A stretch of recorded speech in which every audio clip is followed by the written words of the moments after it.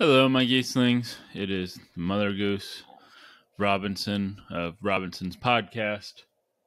This is the introduction to episode 27, and it's going to be a quick one. I was doing 2 episodes a week, but it's become very difficult for me to do so. Not because I don't want to, but because most of the people that I want to talk to are professors and they're busy during the quarter or semester. So I have to wait, it seems, to get a lot of people until after the semester's over, which means that I have way less ammo in the tank for new episodes, unfortunately. But thankfully, I do have other people around, like my father, so that's who this episode is with, and he's quite knowledgeable. I mean, he could be an art history professor. So this episode we talk about the Elgin Marbles, which I'm not going to say anything about now because my dad goes into a lot of detail about them.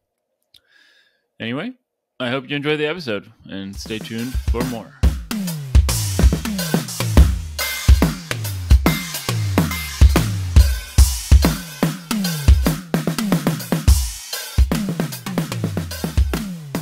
I have generally... Why are you smiling at me? Me?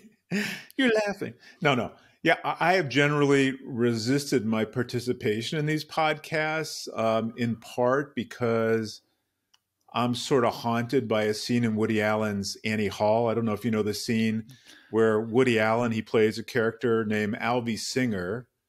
The character he's playing is standing in a movie theater line, and he hears this man also in line talking to his date about Marshall McLuhan, who, by the way, was a philosopher who wrote a lot about media theory, and coined the phrase, the medium is the message. Canadian, I think. So Alvy, at least in his mind, he's fantasizing, but we see it on screen as if it's real. He says to this guy in line, "You don't know anything about Marshall McLuhan." And the guy in line says, "Well, really well, I teach a class at Columbia called TV, Media, and Culture. So I think my insights into McLuhan have a great deal of validity." And then Alvy says something like, "Oh yeah, well, I happen to have McLuhan right here." And then McLuhan pops out from behind a curtain. I'm sorry, the camera's up here, but I see your picture down there, so I keep looking up and down. So McLuhan pops out from behind a curtain or a movie poster on a stand, and McLuhan says to the guy, "I heard what you were saying. You know nothing of my work. How you ever got to teach a course in anything is totally amazing." So I have had trouble getting you to tell me in advance what we're going to talk about. Last time you wouldn't tell me at all, and this time I said, "What can we talk about? You got to tell me something." And you said the Elgin Marbles, and I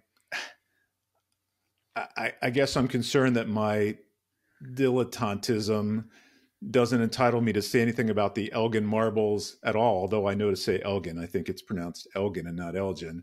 And it's certainly not a topic that I know a lot about. And I can readily imagine the Alvy Singers and McLuhans of the world saying, "It's amazing that I'm being allowed to say anything about the Elgin Marbles at all." So that's my big caveat. Even if I'm not a total dilettante, I'm more of a long-time dabbler, a hobbyist, or at least a non-expert. And in any event, not an expert in the Elgin Marbles. I'm not letting you get a word in edgewise. And my art interest, as you know quite well, is much more confined to modern and contemporary art theory, art criticism, and to a lesser extent, museum history theory and criticism. So that's my big caveat. It's a pretty broad one that pretty much extends to everything I might say, but I'm happy to talk about the Elgin Marbles a little bit. I'll tell you the little bit I know. Sure. Well, now you've opened up this conversation, this meta conversation about the podcast. And I mean, there's a reason that I don't particularly want to tell you what I have in mind before we start talking. And that's because I don't want this to be like an artificially contrived conversation or interview. And some people that I talk to, professors who I don't know and don't have any rapport with already, really need something like that in order to get started. But for other guests, like if I have you, I mean, I've been talking to you for quite some years that I know that we can just, something will just come up and I've known you most of your life. yeah, and it'll be sufficiently interesting. So I don't want, I don't think that when I have Robinson's dad on the podcast, I mean, they're expecting, not because you aren't knowledgeable, but they're not expecting an Oxford professor who's been spending his entire life researching the Elgin Marbles. Well, thank God. So here, I mean, I was thinking, I don't remember when you told me Elgin Marbles, but of course I've been working all week and I've been busy all week, so I haven't really thought about the Elgin Marbles Well, what I much. recall about them, let me And just go first, because I mean, I sure, only sure. know about the Elgin Marbles because when I was in high school, you had some Christopher Hitchens books, and you gave me Right. God is Not Great, which I Right. really enjoyed reading. And that, Uh-huh. I mean, that book's a great book, even though Right. I think a lot of people go through a militantly anti-religious phase, and I was certainly Mm-hmm. in that phase when I picked up that book, but it still stands well for me. But anyway, then I asked for some of his other work, and you turned me to this Elgin Marble book. And what I recall basically is that it serves as an exemplar for cases of art.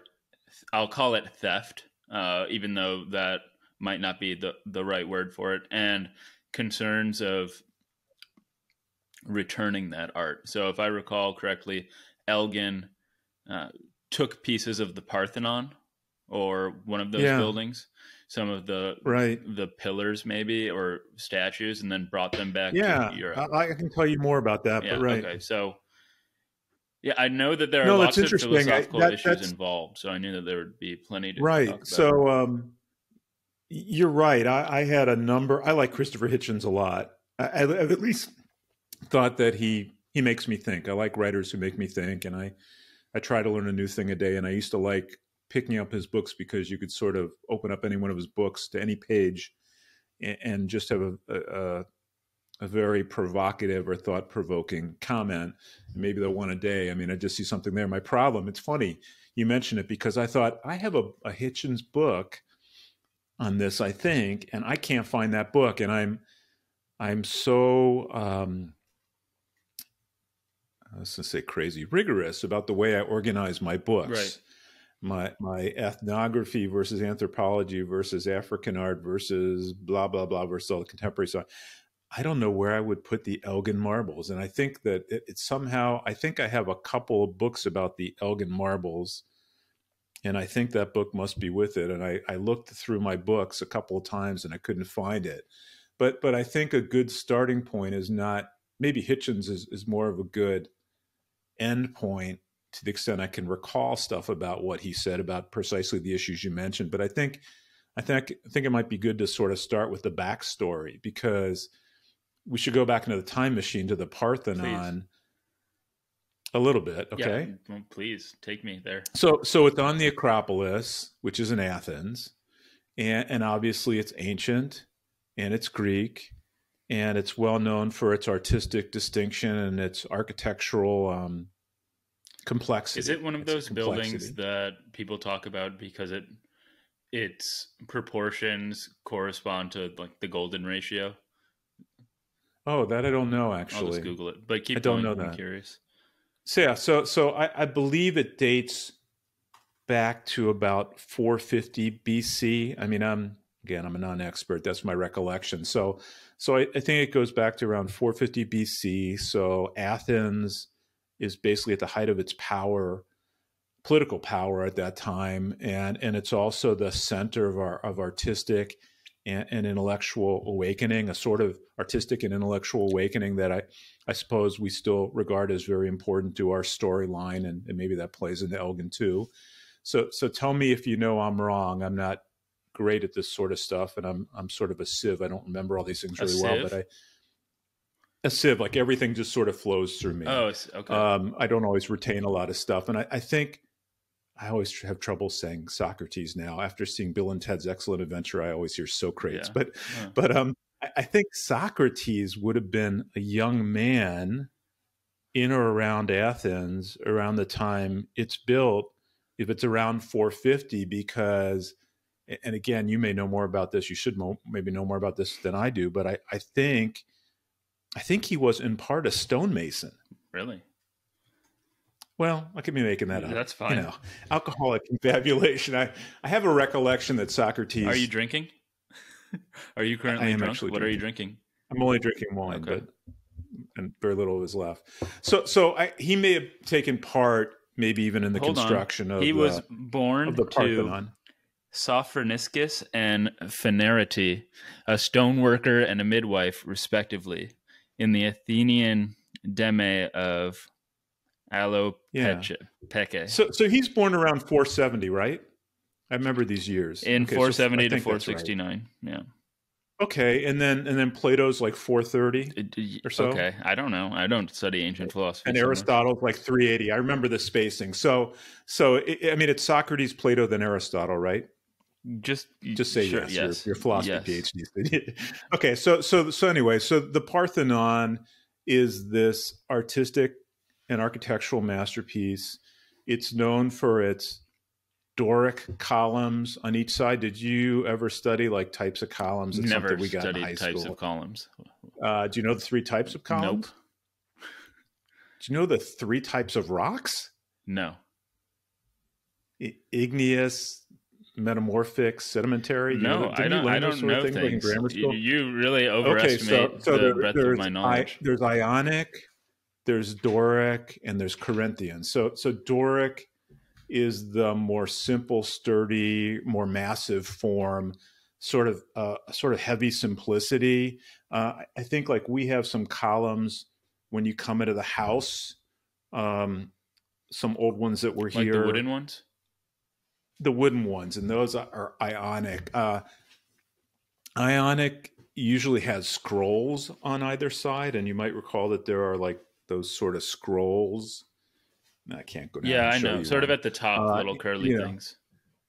Yeah, Ionic is more ornate and slender, usually. Oh, no, that's wrong. Ionic is more ornate and slender, usually the scrolls on either side. So we have Ionic. We don't have Doric. Yeah, I'm looking at Doric. And Corinthian is even... They're just... Pardon me? I'm looking at Doric right now on Wikipedia. They're just sort of seem like standard, pretty bulky columns with these sort of like grooves so we have or ridges or corrugations. Right. The grooves and ridges are important. And Corinthian is even more ornate than Ionic, and in my mind, more leafy in appearance. If you think of those ones that sort of look leafy. So the Parthenon is constructed of marble, and it's regarded as the culmination or a culmination of Greek architecture for reasons I don't truly understand.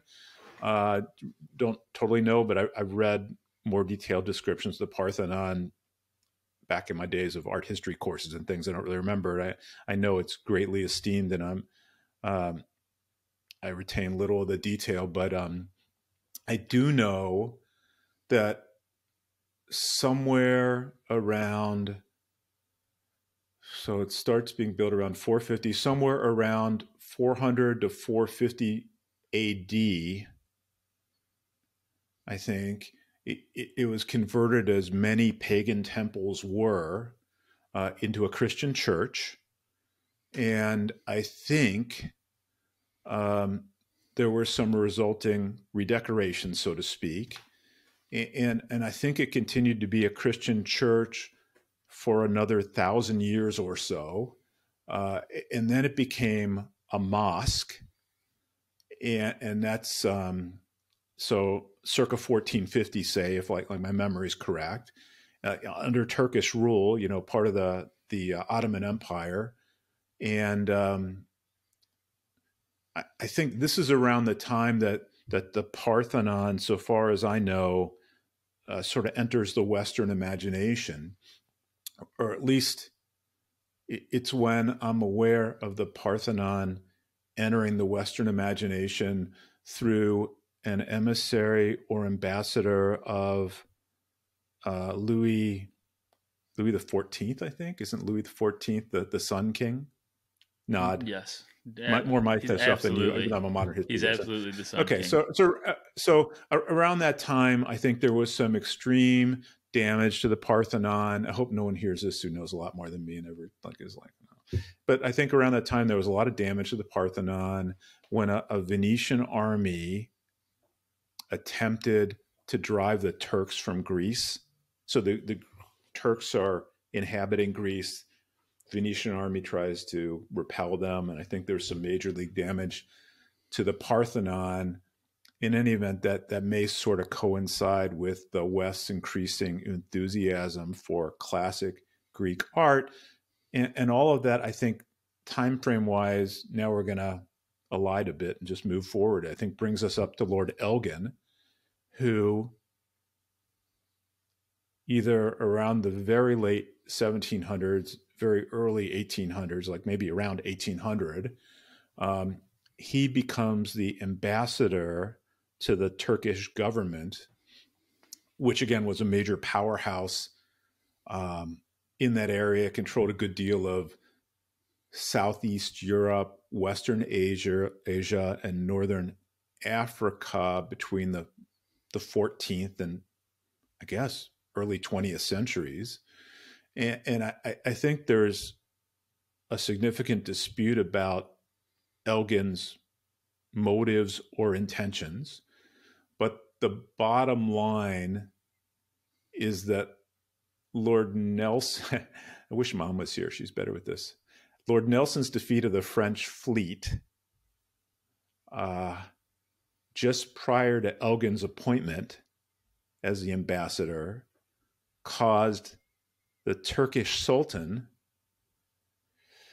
to look to Britain to protect the Ottoman Empire against the French. And as a consequence, I think Elgin was authorized to make casts or drawings sort of in situ, in place, at the Parthenon to do a little excavating here and there, maybe, and maybe to remove some pieces of stone. This is all sort of the backstory. I'll like a couple more minutes about this, I think. And so that's sort of what he's given. I think he basically got an authorization. I think the technical word is a firman. Do you know that word? No. Firman. Mm-hmm. I think that's what an authorization from the Sultan is called. And so I think he got this authorization. A royal mandate or decree issued by a sovereign in an Islamic state. Okay, so I think the Turkish Sultan says you can remove and send to England something, some sculptured decoration, some part of the Parthenon's frieze, that part that's between the columns, the top of the columns. Uh-huh. I hate to call them slabs, but he basically sends to England something like 50 marble slabs of the Parthenon's frieze. So, maybe most of it's sculptured decoration. So is that on the front or the interior of the building? That's on the outside. Okay. So I should have like a visual aid. So there are like columns, and I think those slabs are properly called, I don't know where the accent is, metopes, I don't know, but they're like this. There's like a column, and there's like a piece up here between the columns, a piece up here, and those are the marble slabs. Again, not totally sure how you pronounce them, but he had like 50 of them, these rectangular architectural element in Doric friezes, sent to England.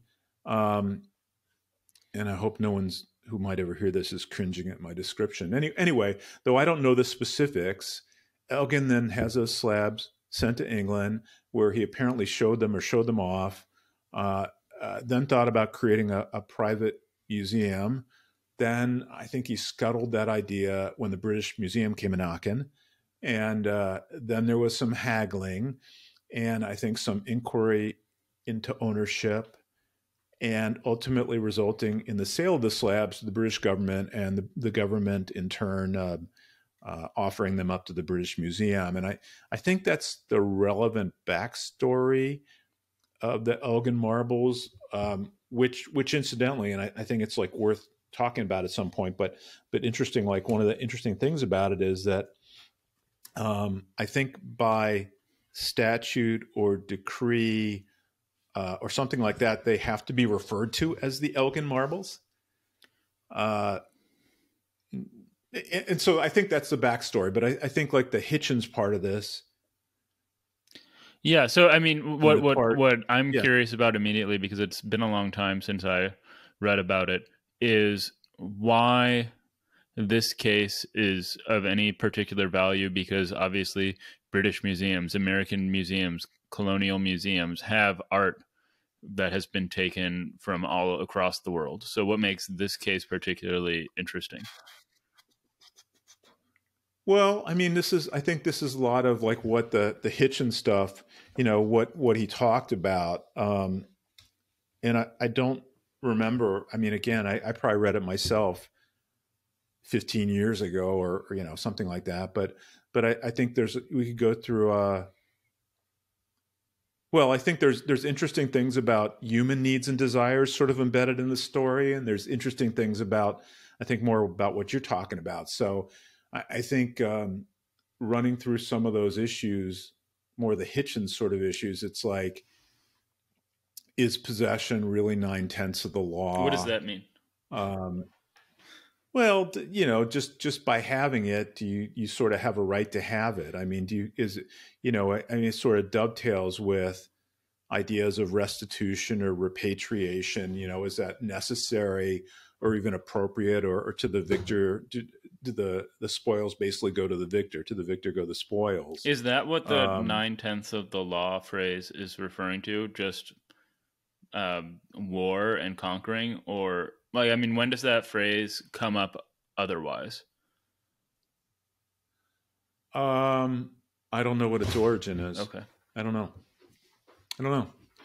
So I think there's just a lot of issues there about when it comes to the Elgin Marbles. Like, what if the people who created the works are no longer in any real or direct sense surviving? I know that some of that's come up with repatriation of cultural patrimony and sacred objects of Native Americans, where Yeah. some have claimed rights Or with to like land items grants held in or museum. land. Uh, No, more like claiming rights. I can't remember what I'm going to say the wrong name, like the Peat Bog Man or something. Like there was some group that said they had the right to an ancestor, and there was a dispute. And here I think there would be much less of an argument because the Greek people are unmistakably Greek. There's a through line from antiquity to the present of Greek people. Therefore, probably this isn't precedential in a floodgate sense. If you said like repatriate the Elgin marbles to the Greeks, you're not. There aren't a whole lot of issues about whether the Greek people are Greek people. Um, Trying to remember more Hitchens sort of issues. What if, one argument might be, and he's fully for, as I recall, very strongly for repatriation. What if removal um, from the Parthenon was a boon to the study of ancient Greeks, to antiquity, more generally, to art of that time? What if it, having it in England or in a major museum created great interest in Greek sculpture in a way that it wouldn't? am I fabricating this? It But had it. wasn't one complication Elgin's concern that because of war in Athens, the whole structure would be destroyed? Weren't people hadn't people Yeah, already been that's looting part it of. for a very long time? Like, I actually recall that there were like golden clad sculptures or something on top of it, maybe as well, that had already been stolen. But I don't remember okay. that. I mean, that goes to underlying motives. I mean, there obviously are a lot of issues about conservation, preservation, survival, were they at risk when collected? Would they be at risk now? Maybe even if they're returned, maybe even more so if they're returned because they're even more famous now and are more famous symbols of something and therefore possibly more likely targets. They're less anonymous. But you're right. I know that in Hitchens' book, and of course this also moves forward in time about the arguments that have been made over time. There are arguments about wars, earthquakes. I remember there were arguments about atmospheric pollution in Greece, which was quite bad. Inattention, poor upkeep, shoddy repairs, financially strained, if not impoverished caretakers. I mean, all of those are arguments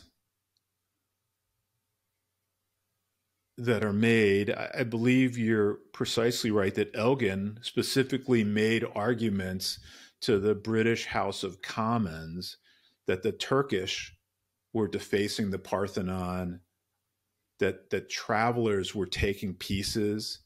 And if I recall correctly, that I don't remember the gold part, but maybe that statues were even being crushed to make mortar. Yeah, that sounds correct. Okay, and I think that's what he said substantiated or altered his original plan, substantiated his amendment of his original plan to make models, do some modest drawings, and move on. So this was not only for the good of Western culture, this was also for the good of the Greeks, theoretically, right? Mm-hmm. Or Greek culture, the preservation of Greek culture. The idea that Greeks couldn't care for their own cultural patrimony or antiquity. And you can see how that translates to so many things, right? To people who aren't white mm-hmm. and don't have all that white privilege and power. And so there's just a lot of issues there about native or indigenous peoples' claims versus governments or even squatters' claims and taking advantage of unstable, uncertain, impoverished political regimes, maybe some sleight of hand, some barbarism, some adhesion, or other power disparities. I think this is a detour, but I think I told you that I had the good fortune once, 20 years ago or so, to work on a NAGPRA case with one of our partners, Tom Campbell. And I can't remember the specifics, but there were masks that the Field Museum had obtained around the turn of the century, around 1900, that century, and had obtained for fair market value at the time. When we researched it, it looked like they had received them properly, but there was an issue that was raised by the Indian tribe that I thought was a really interesting argument, which was that these masks, I guess, when they're no longer used, I'm going to say this my way, and again, apologies to anyone if this is offensive, but they'd sort of put them out in a field. They'd leave them out outside. And the argument they made was it was about alienation of property. And it was basically that, who can give good title to the property, or here, did the Turkish Sultan have the right to alienate that property? In the NAGPRA case, they made the argument that that the masks belonged to God, not to the people. They never belonged to the people, and that's why they were left out for God or gods. I don't recall, but I thought that was a really tough argument to address legally, because what if someone says that the only thing or entity that has the right to alienate the property or give good title to the property is God, because God owes them? So it was very hard in my mind at the time to fashion an argument or a discussion even about the arguments. So I think those are sort of Hitchens arguments. I think there have also been arguments about, is it better to have those slabs apologies again for calling them slabs, but is it better to have them in a major Western museum and accessible not only to experts but to the hoi polloi, to us, so scholars and us, rather than return them to their place of origin where they're not as accessible? And then I think the mother of all arguments always, and again, more of the floodgate argument, and the floodgate arguments or arguments lawyers make all the time, is, this would empty all the museums of their great and much beloved collections, all the masterpieces of the in Western museums. The slippery slope. And I think, yeah, well, I think one of the counter arguments here is the uniqueness of the Parthenon marbles. It's an argument about them specifically and about the marbles that are part of slabs that are part of this masterpiece. It's not like saying, just to give another example, that all mummies in all Western museums or all museums that aren't in Egypt need to be repatriated to Egypt, right? It's not like all of a class of things, And so there are arguments about who do world masterpieces and world treasures belong to, again, the victors and the spoils, or do they belong to the world? Should they remain in situ? Is it better to put them in collections and in a museum where they're housed, they're protected from the elements, versus, I think Hitchens talks about all the efforts they've had to, and I don't even know where that stands, but to create a museum in Athens where they protect them more and display them better and things like that. And I'll shut up for a minute. Your turn. I've been talking a lot. Sure. Well, there are lots of questions that come to mind. One thing that immediately comes to mind is whether the question of to whom do the Elgin marbles belong? Does that correspond to a fact, in the way that if I ask where Robinson's dad is, there's a fact about where you are? Are there facts about ownership, or is it inherently kind of vague or just unanswerable? But I wonder whether you have a clear, to you at least, moral intuition about what should be done with the Elgin marbles.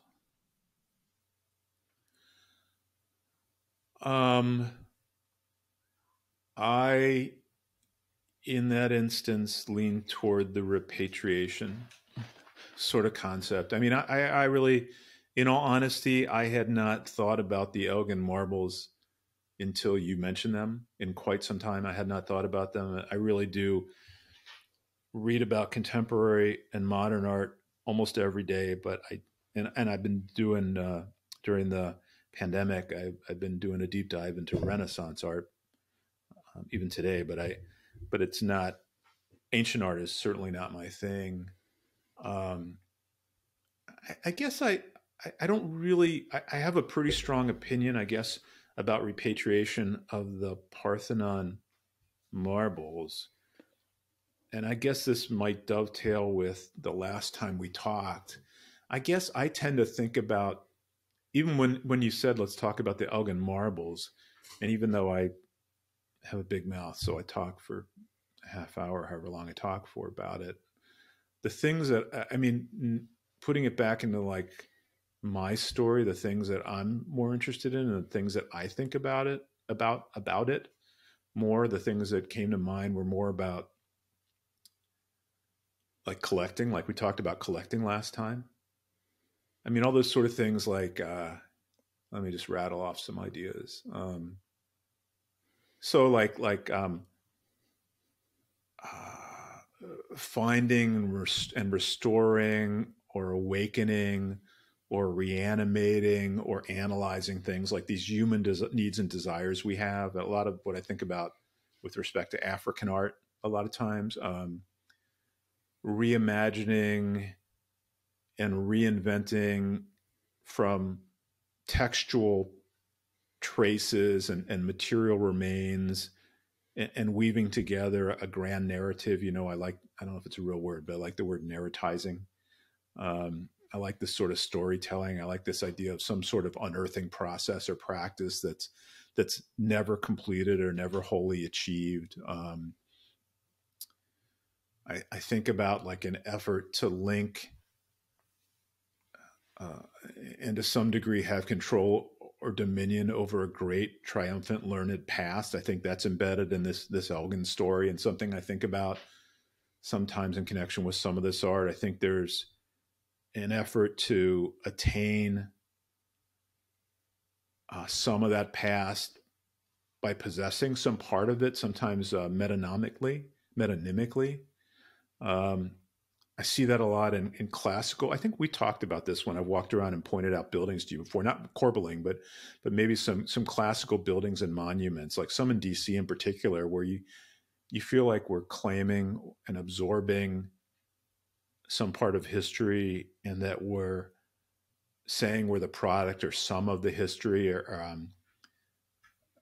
we possess an authentic culture and history, and it's an also similarly, maybe I'm sort of saying the same thing, but an effort to be in touch with and absorb the essential qualities and elements of the accumulated knowledge of the past, something like that, to claim it. And this goes to a line from this thing, I have up in the house, where, it's to assert implicitly or explicitly that we are the indisputable apex of it all. I think having the Parthenon and putting it in our museum and sort of owning it in some way symbolically is that. It obviously also is, to some degree, embedded in it is, to some degree, that idea of us as conquerors, as an imperial power, as the elite, the elect, sort of a cultural fascism, explorers, globetrotters, adventurous, all these expeditionary undertakings and endeavors, especially to my mind in the last third of the 19th century, which is sort of when I get interested in a lot of that stuff, just historically, not in the stuff so much, but in like maybe the adventuring that brought that stuff. So you get that a lot of interest, not that it's a new interest, but an interest in pursuit of treasure, trophies, booty, spoils, prizes. It's like walking around Paris with mom a zillion years ago, and her saying like, "Oh, another Egyptian obelisk. The place is lousy with them. There's sort of like one on every corner." It's this idea of living heroic lives and living out heroic fantasies, interests in the marvelous, the strange, the exotic, the magical, the untamed, the primitive, the wild, the other, tourism, collecting souvenirs. It goes on and on. Curios, specimens, oddities, wonder cameras, curiosity cabinets, Renaissance proto museums, leading up to systematized mapping and decoding and real museums. Okay, so that sort of stuff. I think that's all embedded in connoisseurship, I think, is embedded in this too. And I like connoisseurship stuff. Being able to identify the more valuable, if not the most valuable stuff, sort of flaunting authority and supremacy, and saying this is a masterpiece. And I guess the last thing I'll say on that point, and again, I apologize, I talk too much, is again, they're called the Elgin Marbles. This is from like 1800. So there's obviously that element of them as a monument or testament, an ego-driven thing. They're not called the Parthenon marbles; they're called the Elgin Marbles. So that, I think that stuff is what's more of interest to me than maybe the repatriation sort of issues and the motives, the original motives, the motives in keeping it now, keeping it in the British Museum. I think I'm more interested in the stuff I mentioned, more the human needs and desires. Mm-hmm. I would very much like to talk to a psychoanalyst about collecting. And I also wonder, I mean, if you can, because I have never studied psychoanalysis, so I don't know much about it. But if you can psychoanalyze a culture or a regime, because I think of, what's that? So I happen to have, just coincidentally, I happen to have a couple of books about collecting by my side here. This is one of the leading books, Collecting an Unruly Passion by Werner Munsterberger, He sounds like a who I believe psychoanalyst. was a Yeah. psychoanalyst. Well, It's a good maybe book. you should give me that name and I'll reach out to this guy. Yeah, actually, coincidentally, I have some of I'll my keep close to the collecting microphone books. though. Oh, sorry. To Have and to Hold, An Intimate History of Collectors and Collecting. There's another. I have two copies of Werner Munsterberger. On Collecting, Susan Pierce, An Investigation into Collecting in the European Tradition. Cool. I actually have a little pile in here by my work desk because I was looking at them a couple weeks ago. But what I was going to say is, like, the acquisition of the Elgin Marbles or these other prizes and then posting them up on a wall, it's kind of, I can see it almost as a response to the culture's feeling impoverished, like, of spirit in a way, and they are conquering, they are bringing back these trophies, they are putting them on their walls as a way of justifying their behavior, as a way of making themselves feel great, and it just becomes this reinforcing circle. So I mean, it's kind of silly, but I have like these pants hanging on my wall as if they're artwork, and and just doing that, I think subconsciously, is me trying to treat them as art to justify the money that I spent on them, or the attention I put into shopping for them, or even glorifying them in a way. I hope subconsciously will transfer to me when I put them on. Like, I'll feel cool when I wear them. And none of these are things that I'm thinking about ever consciously when I'm buying pants or putting on pants, but I do think that they lurk beneath the surface. And I wonder if you could say that same thing about colonial Britain, these things somehow lurking beneath the surface, but I don't know what that would correspond to. My guess there, and I don't know enough about England in 1800, but I would say if it's like a life force, I don't know that they needed to be juiced. It may have been more life force or more juice, but I think they are, they had the power and the glory. But I think the desire for more power and glory and not being satisfied is indicative of some metaphorical hole somewhere that needs to be filled. And I don't want to, I mean, people don't like the great men or great man theories of history these days, but I imagined that the people who controlled Britain at the time had some sort of what I'll call today a psychological deficiency, though. Not that I am immune to that. I would have thought the opposite. What? I would have thought like more, like too much ego, like they were very empowered. I mean, right. Well, I think that there's a difference between what's going on consciously and what's going on subconsciously. Like, the bully at school might appear to have a huge ego. He's the loudest person. He's the one beating other people up, but it's because on the inside there's something missing or something happened to them, and they're just not happy people. I mean, when I was I bullied people more psychologically in my like middle school years and before that, and it was definitely because I was unhappy and had low self-esteem. Well, I think, okay, well, a little bit of that might be a little bit of what I mentioned, which was the sort of explorers, adventurers, globetrotters, in fact, another. Try not to talk when you're very far from the mic. Sorry, I just want to look for another book that's on the floor in here. Yeah. So, sorry. Another very interesting book that I'd recommend to anybody is Longfellow's Tattoos, subtitled "Tourism Collecting in Japan." Hmm. Um, so it's Henry Wadsworth Longfellow's son.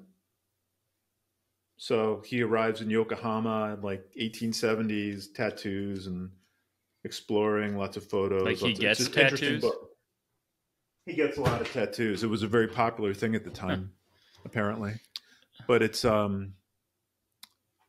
sort of dovetails with some of those things that I mentioned, and maybe some of the things you mentioned about these sort of human needs and desires. Like, why did they do that? Why was that of interest? Why were they doing this adventuring? Why were they getting the tattoos? Why were they looking for this magical, untamed, strange, exotic stuff? You know, how does that relate back to the having a unicorn's horn in your wonder camera? Mm-hmm. All these sort of things that people want to do, and why, if they have the power, if they're empowered enough to do it. Yes. Well, I think that because I'm constantly dissecting my own behavior and trying to figure out where it comes from, I am doing the same thing with other people. Or in this I case, never do that. I know you don't. Or in this case, I try to be I try not to be introspective. mm-hmm.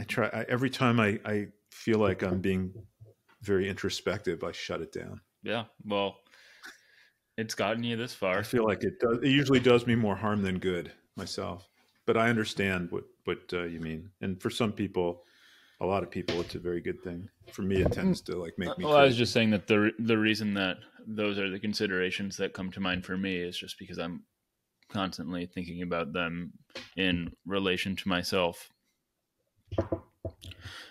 What do you think? Do you think the Elgin Marbles should be repatriated? I mean, just broadly, without knowing all the details. Like I don't know all the details. Do I think that?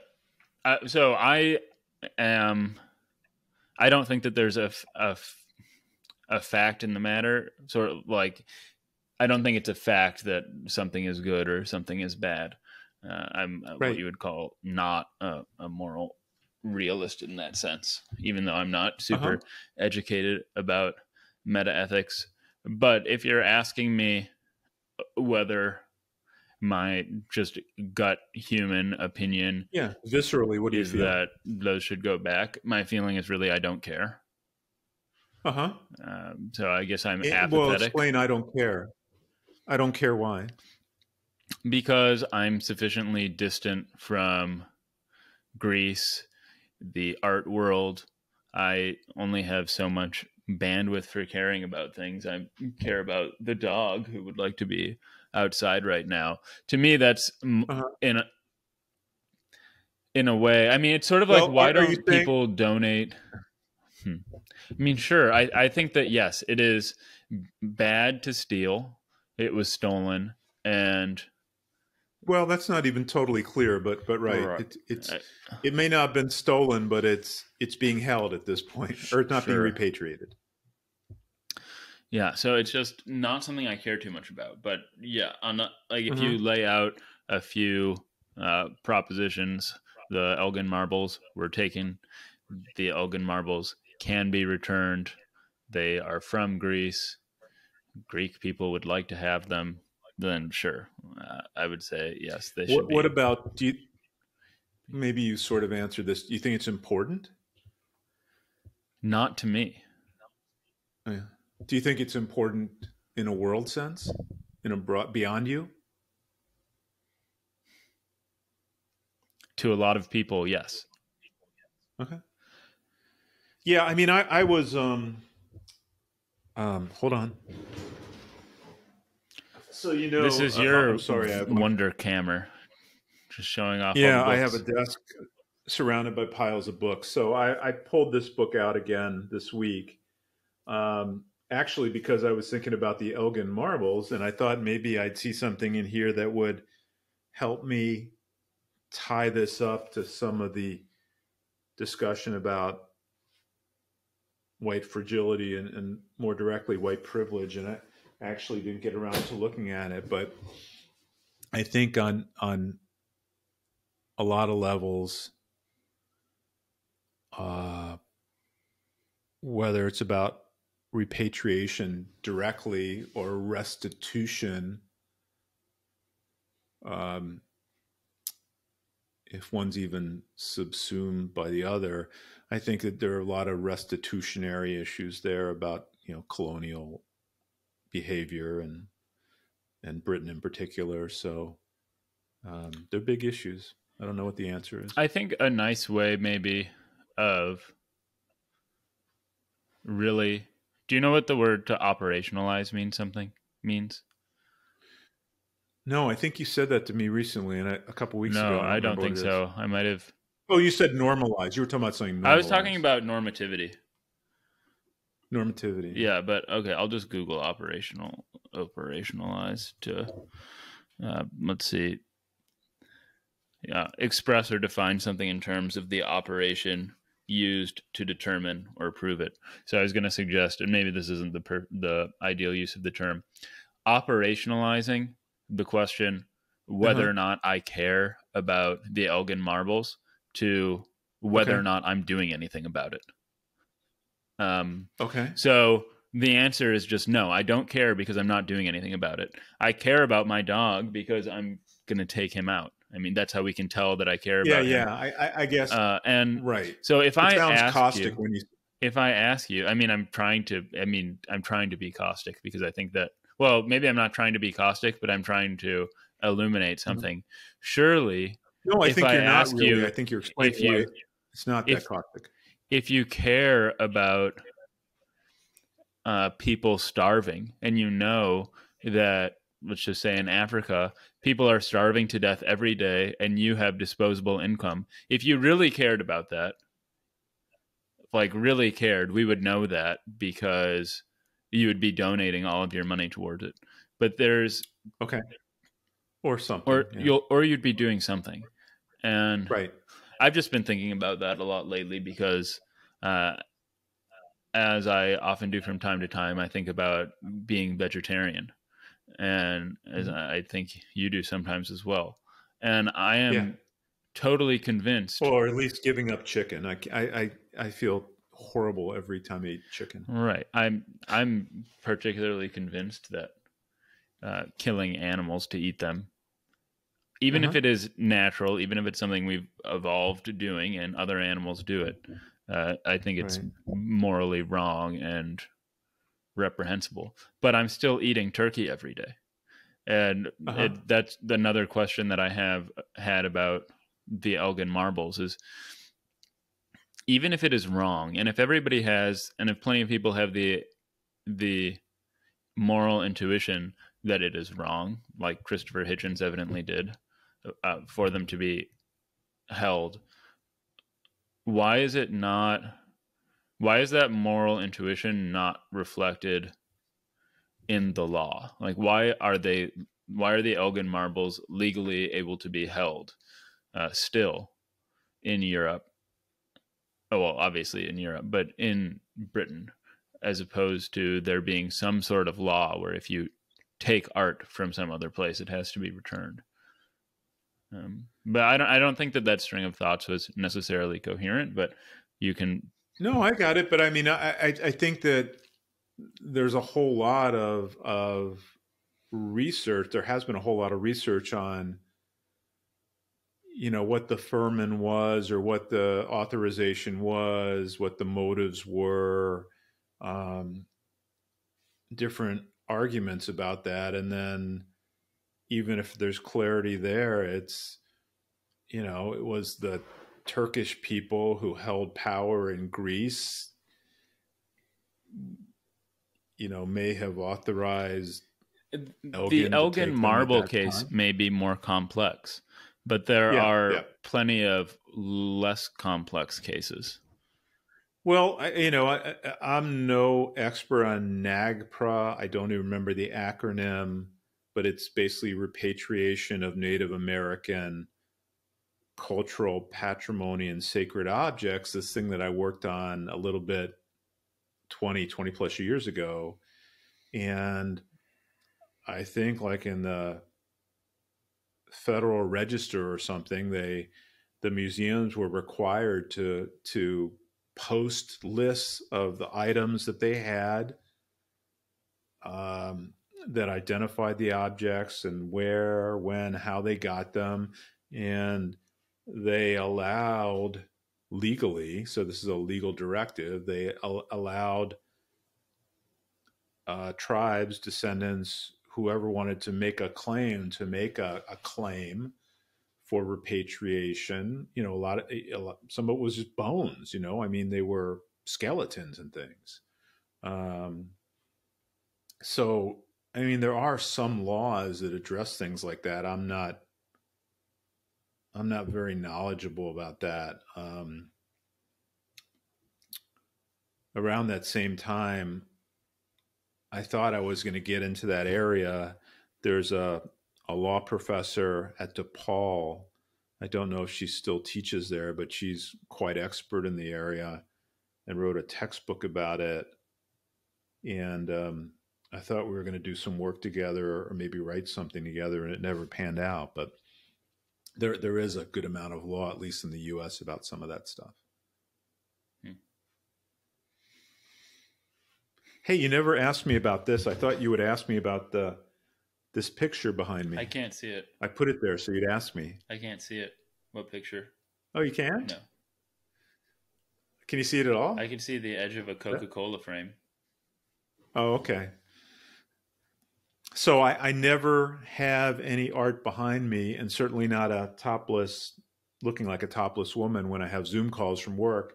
So the picture usually is over here, but it's my parents in 1972 took me to an auction at the Jewish Community Center where they had this Mel Ramis print of a naked woman, I think it's his wife actually, but straddling a Coca-Cola bottle, which my parents allowed me to buy at the auction for a nominal amount of money.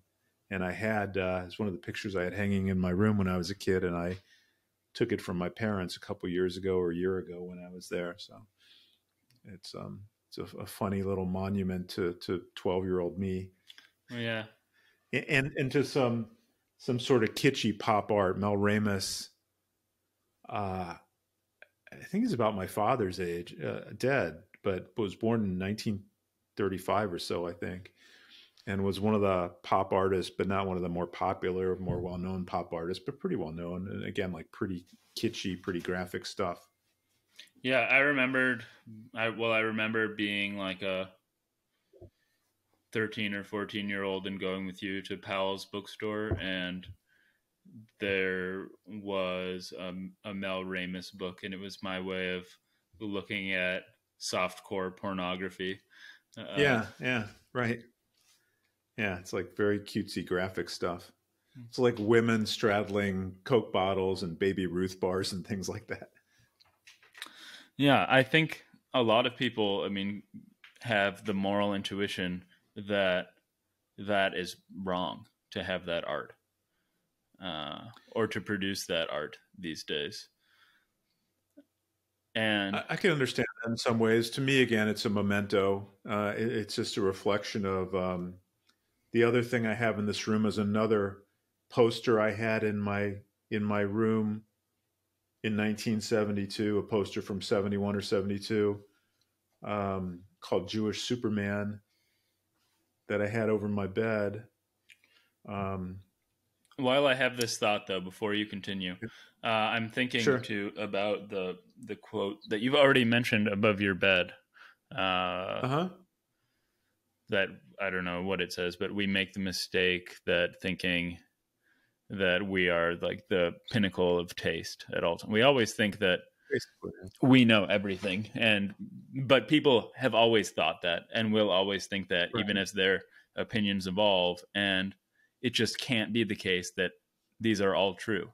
And what I think that we've about now figured it out is people 200 years ago, when they took the Elgin Marbles, they thought they were right.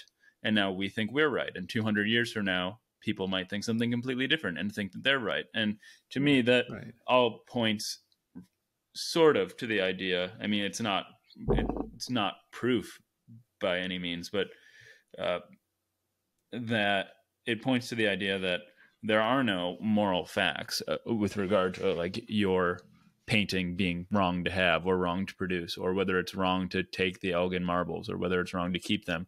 And it's just sort of an intuition that we have, and those intuitions might change depending on the person having them or the culture or the time or any of those things. But it's not like one intuition is right. It's more that one might be more universally accepted than another. So that's why it's hard for me to say that it is wrong to keep or to not repatriate the Elgin marbles. Well, maybe there was a lot of thought or debate about such matters, maybe even in the House of Commons or somewhere else, maybe before they wound up in the British Museum. I don't know if it was so much, as you said, like I don't know if you said the bandwidth or whatever. Maybe they weren't really thinking necessarily, are we right or wrong? Right might be the right word. Maybe it was more of implicitly, do we have the right? Like, we have the right. I mean, that might be where it ties in more with white privilege or privilege. Maybe not white privilege per se, but it was just privilege. I mean, I think that colonial power, cultural fascism,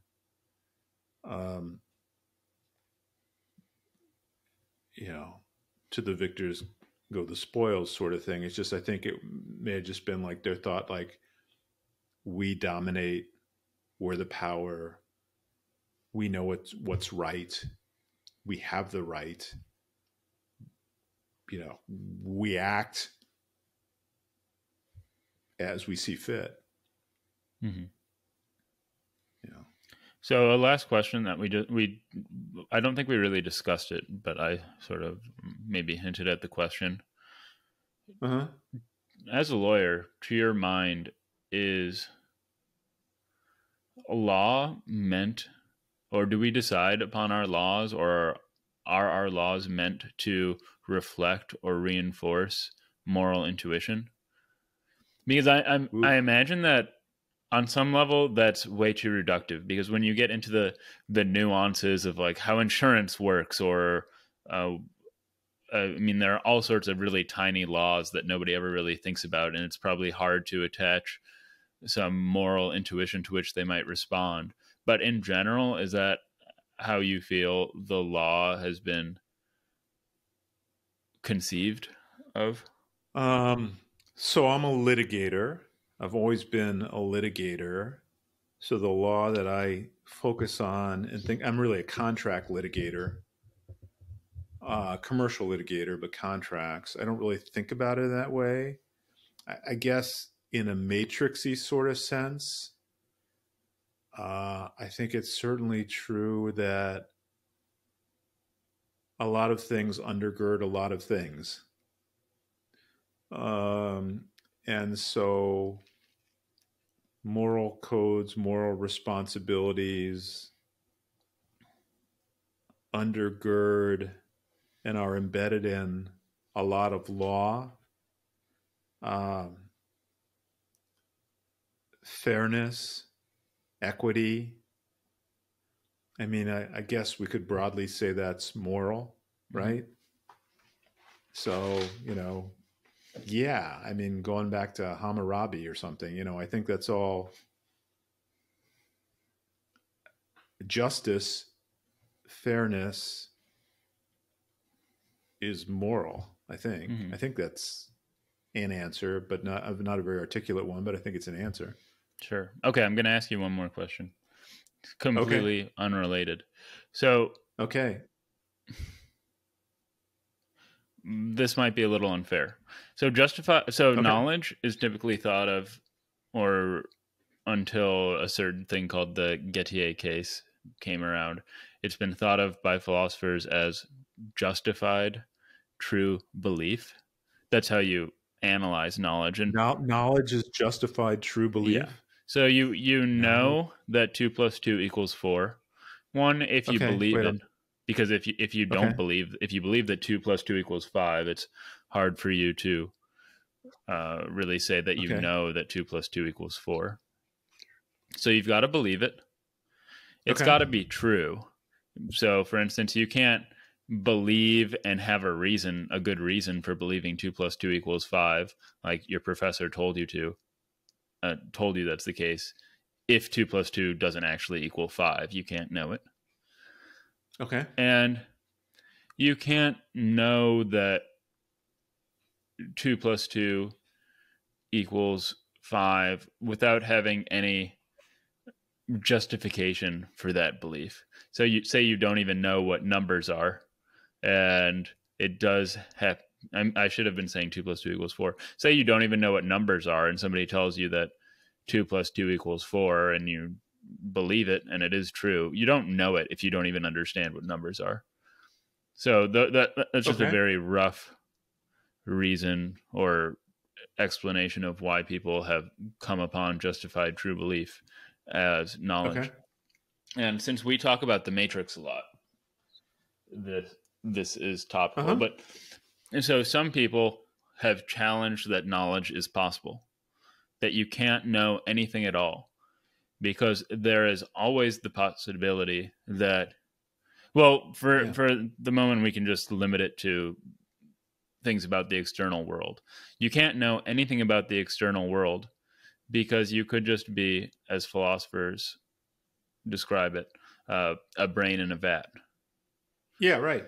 Yeah, totally. I know where you're going with this, Well, right? right. So I was just going to wonder if you feel confident or that you know that the sky is whatever color it is right now in Chicago. If you look out the window, do you feel that you can say that you know it? Are you confident that I'm your son, or that we're talking right now? Well, am I confident you're my son? That's a different, totally different question. Yeah. Well, it's like the Marshall McLuhan thing. Here's your mom. Bring her in. Yeah. Uh, I'm probably not the best person to answer that. Well, I wasn't Um, asking an it's epistemologist. funny. I glanced at an article the other day. I really should have read it, where someone was explaining how we could be holograms. Yeah, well, not Um, holograms, but simulation well, theory. that's what he said in that article, but You yeah. don't think it was simulation? No, it wasn't the simulation thing. It was I think it was more of a metaverse sort of thing. But I see. I just made, I was sat there for a couple minutes and really read it, and I was just thinking, like, sort of what you're saying. How do I know? How do I know I'm real? How do I know this is real? That sort of stuff. Um, Well, yeah, I mean, that's slightly a different question. So, presumably, uh-huh. you know you're real, or you know you are because I think, therefore I am. That seems really, to me, I might not know what I am, but by very virtue of the fact that I'm having thoughts, I'm pretty convinced that I am. But Yeah, although you could be someone else's thought or something. You could just be the product of someone else's thought and not really sure, I your own don't know thought what that would, yeah, or what that something would else. look like, but Mhm. or I mean, what I would be Well, would that's more certainly like being a change. But hologram, isn't it then? Or being a product of something else. I don't know. So I guess my answer is yes. you are like 100% sure. Yeah, I've never doubted at all that this is real, if that's the question. I don't know if that's the question. I don't really know what the question is because Okay. I never doubt that it's real. Uh-huh. But I wonder whether. So here's what I think when I hear about these sorts of cases, and there are all sorts of variations to just simply being a brain in a vat. Uh-huh. Another sort of interesting variation is, let's say that you're you're walking around, but you all of your sort of sense perceptual organs are somehow causally inert. And I'm not using any sort of sophisticated language here. And they are Okay. attached, little do you know it, to microscopic machines that, causally unrelated to like the world around you, are somehow giving you the exact responses that you would be experiencing in the world um, were your nerves functioning properly. Okay.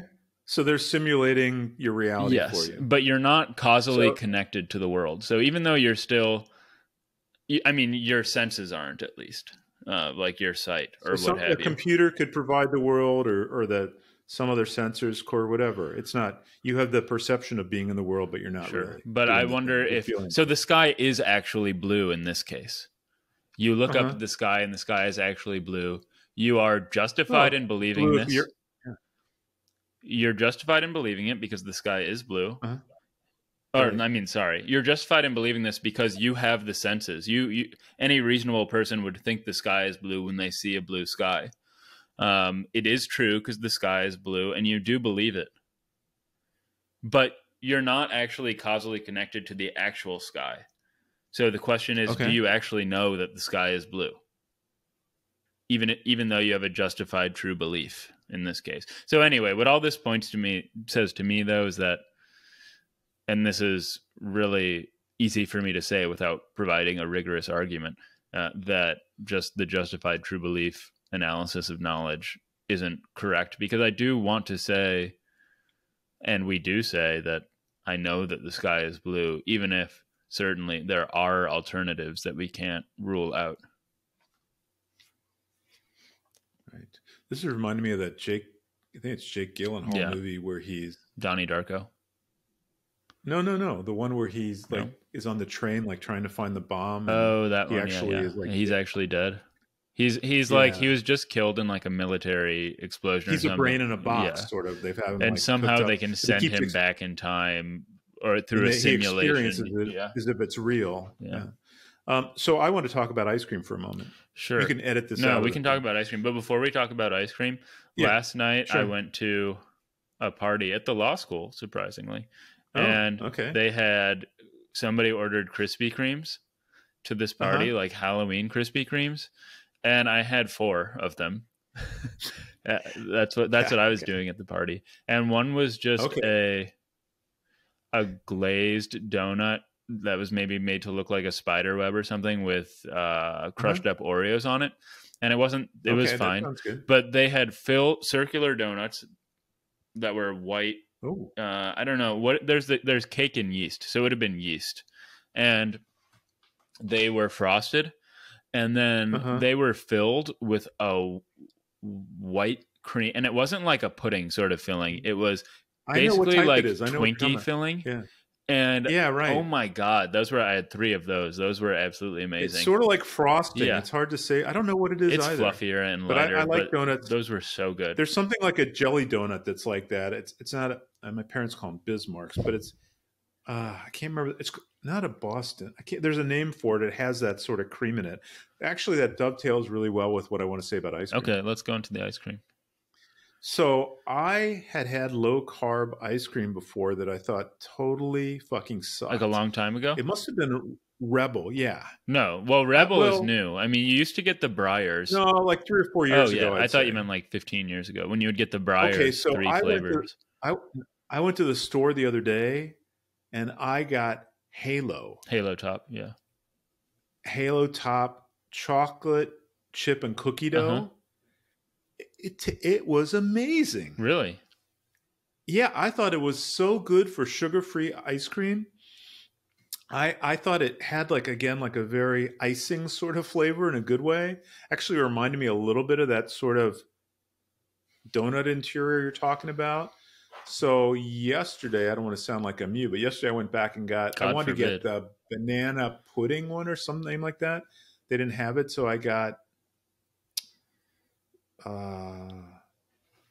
salted caramel, a name like salted caramel. Sea salt caramel. Sea salt caramel. Okay. And it's not as good as and the chocolate shit, the chips are not really chocolate. The cookie dough is not cookie dough. they're little microscopic little pellets of nothingness, but they have a mouthfeel. But I was amazed how good it was. Yeah. I am generally in agreement with you that Halo Top is very good bang for the buck as far as calories are concerned. Like, I would way rather have a pint of that for 250 calories than a measly like Twix bar or something. But Right. no, there is no question. So I give their chocolate chip cookie dough a 75 out of 100, which is to me just Okay. it's good. And so it's good, but nothing more nor less than good. But for something to be that good as sugar-free ice cream is great. Yet, is there any sugar-free ice cream that you've had that's gotten a higher rating? That's what I was going to say. What flavor? Did you get that at Jewel? I got the first one at Mariano's, and I got the sea salt at Jewel. I actually walked up to Jewel. I was hoping to get the banana pudding one there. I thought they'd have a bigger selection. They didn't. The answer is Fairlife's ice cream is great. So Fairlife has a caramel toffee crunch, which I gave an 89. Ooh, the sugar-free? Well, none of these are sugar-free, but it's like diet low sugar ice cream. Yeah, like 300 calories a pint. It's I think a little more than that, but yeah. It's called Caramel Crunch? Caramel Toffee Crunch. Caramel Toffee Crunch. Their cookies and cream is also good. I haven't seen Fairlife. They have it at... I've seen their chocolate milk. Yeah, well, they have it at Jewel. Oh, okay. It's really good. I'll check it out. I didn't see it. Yeah. All right. Where'd you get the Stanford Mom hat? I got the Stanford Mom hat at the Stanford bookstore. Oh, you bought it yourself? I did. Cute. Oh, thank you. All right. I am thankful for you joining me. Okay. I think maybe you shouldn't give me topics. After here, I'm sorry. And now I thought about it. I think I talked for the first like 35 minutes. Well, it's okay. I mean, I think talking about the podcast on the podcast is fine. I think our first episode was better because it was more impromptu and conversational, even though this one obviously had much more information. Yeah. Well, what happened was today, Sandy's in Denver. Mm-hmm. For a few days, coming back tomorrow. So today I felt sort of like I didn't want to stay inside. I couldn't think of anything good to do. So I did my sort of IKEA run. So I went up to IKEA, half price books up there. Had lunch at CPK, got the salad I like. Which one? I like their pizza. So I had a lot of time in the car. I was listening to music and I was just thinking about stuff I might say about the Elgin Marbles now and then, so I'm sorry. I sort of was loaded for bear. No, that's fine. But what salad did you get at CPK? It was not good, but the only salad I've always liked there is their original barbecue. Wait, can't remember which word. Original barbecue chicken chop salad. Got it. I really want to go to IKEA because they have so much candy, and I haven't rated any of it. They have tons of gummies and various mainly chocolate. Mainly Marabou. Well, that's what their chocolate is, right? But they also have their own line of gummies. Oh, that I don't know. Yeah, I just bought salmon. I only went there to buy smoked salmon. Actually, you drove all that way to get smoked salmon from IKEA? Yeah, it's frozen. It's the only smoked salmon I've ever gotten. It's frozen. Is it sockeye or Atlantic? Frozen. Atlantic. Okay. And it's delicious. We defrost it and it's great, I think. Nice. It's like $7.99 $7.99 a package. All right. Hour and a half. Okay. Enough. Sounds good. I love you. Love you too. Bye, Deb. You will.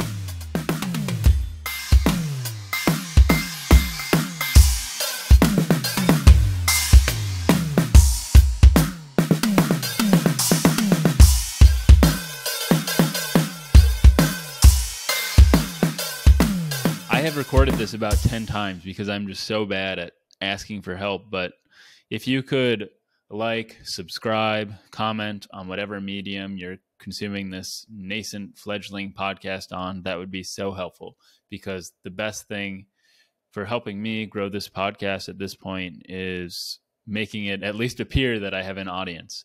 So thank you for listening, and thank you for supporting me.